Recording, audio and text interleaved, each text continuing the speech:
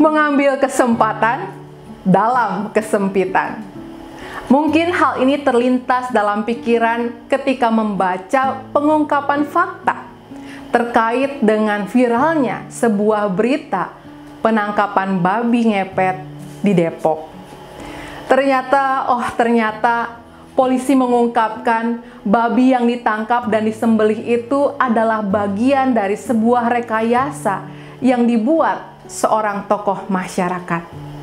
Oknum ini nampaknya telah memanfaatkan situasi dan tanpa peduli dengan akibat kebohongan publik yang dilakukannya, ia menyusun rencana agar orang percaya hingga kemudian nantinya diharapkan membuat ia semakin terkenal.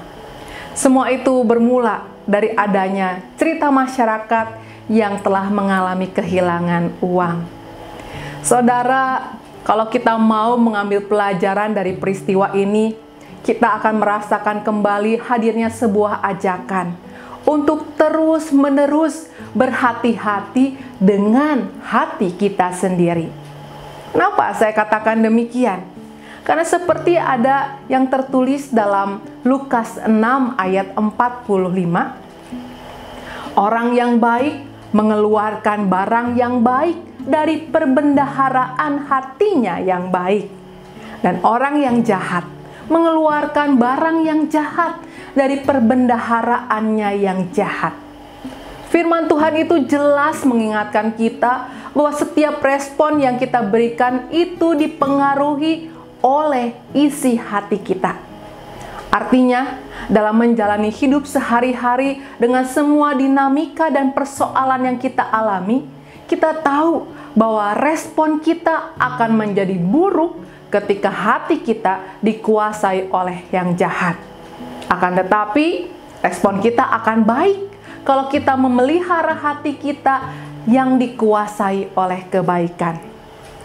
Saudaraku, bicara soal memelihara kebaikan dalam hati, saya tahu bahwa hal itu bukan hal yang mudah dilakukan, khususnya ketika kita masih hidup di atas dunia yang masih dikuasai oleh dosa.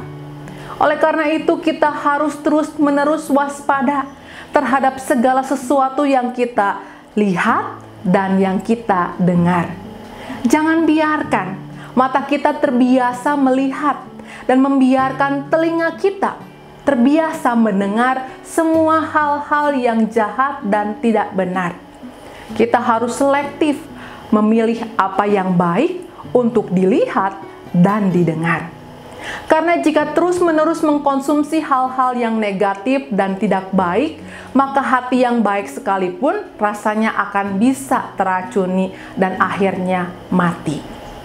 Oleh karena itu, mari terus memupuk kebaikan dalam hati kita dengan setia, membaca dan mendengarkan firman Tuhan, agar hati kita dikuasai cinta kasih dan kebenaran Allah.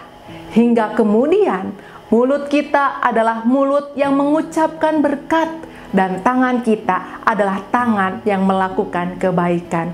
Kiranya Tuhan Yesus terus menolong kita. Amin.